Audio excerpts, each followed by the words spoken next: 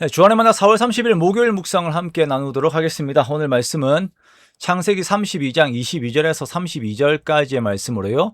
브니엘의 하나님이라고 하는 제목으로 함께 묵상을 나누도록 하겠습니다. 자, 먼저요. 좀 양해 말씀 좀 구하도록 하겠습니다. 제가 5월 1일이 공휴일이 지정이 된 거를 제가 몰랐어 가지고요.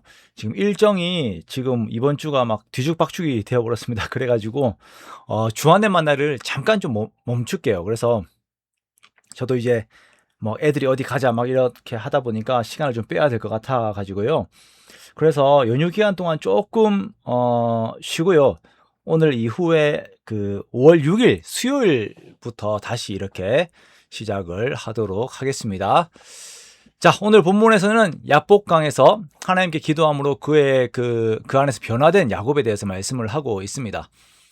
자, 성경에서 보면 하나님께서 그 이름들을 바꿔 주시는 경우들이 있습니다. 그 이름들은 하나님께서 앞으로 그들에게 주실 삶의 방향이자 복의 내용들로 가득 채워져 있어요. 아브라함은 아브라함으로, 사레는 사라로 바꾸어 주셨죠. 시몬은 베드로로, 레위는 마테로, 호세아는 여호수아로 바뀌었습니다. 그리고 오늘 야곱은 이스라엘로 그 이름이 바뀌게 됩니다.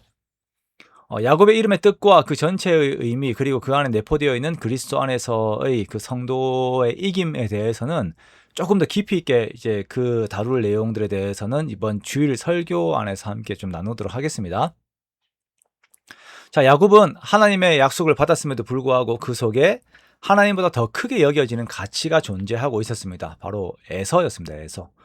그에게 있어서 에서라고 하는 존재는 라반과는 비교가 되지 않는 두려움의 존재이죠. 자, 에서는 야곱과는 한 몸과 같은 존재였습니다.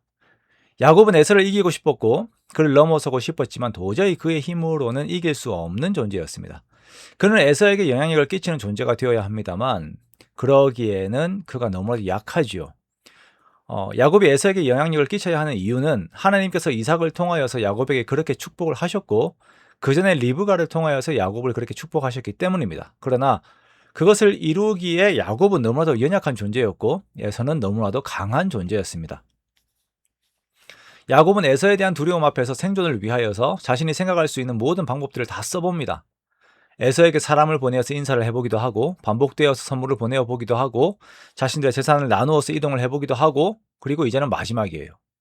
이제 야복강을 건너서 가나안으로 들어가야 합니다. 야복강은 요단강으로 합류하는 큰 줄기 중 하나입니다. 자, 이곳을 건너면 이제 가나안으로 들어가는 것입니다. 야곱은 이곳에서 두 아내와 두 여종과 11아들을 모두 인도하여서 야복나루에서 야복강을 건너게 합니다. 먼저 보내요.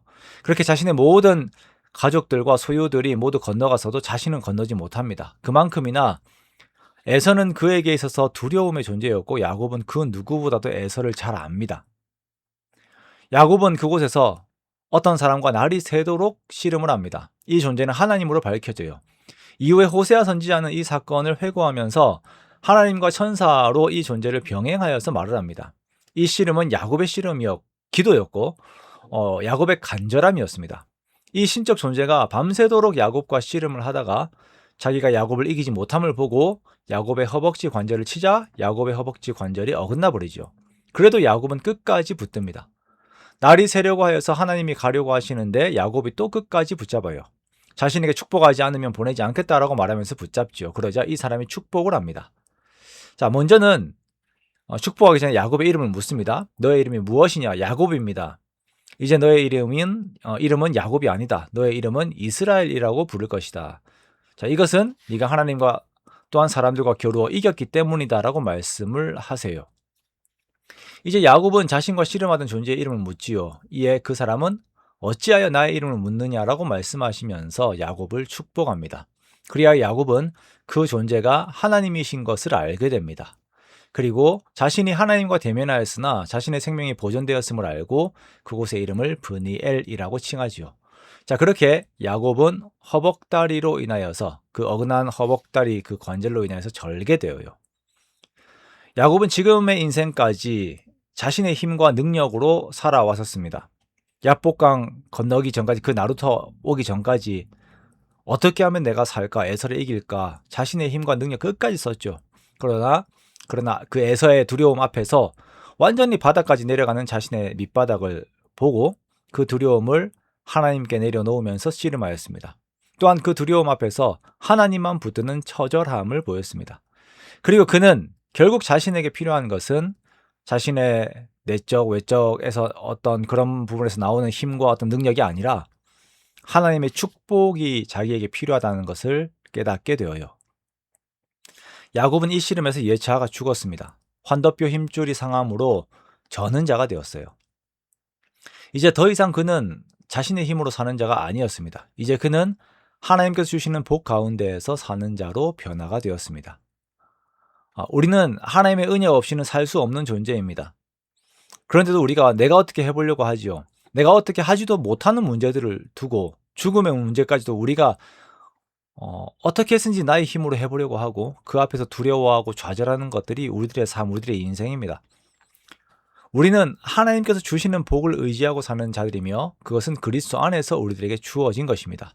그러므로 이것을 우리가 더욱 확실하게 얻기 위하여서 나의 삶의 문제들을 두고 정말 기도하는 우리가 되기를 원합니다. 내 삶의 모든 것들, 내 존재뿐만 아니라 모든 상황들의 해결이 나에게 있는 것이 아니라 예수 그리스도 안에 있는 것임을 우리가 알고 믿고 참으로 하나님을 의지하는 분이엘의 하나님을 경험하는 저와 여러분이 되시기를 주님의 이름으로 축원합니다.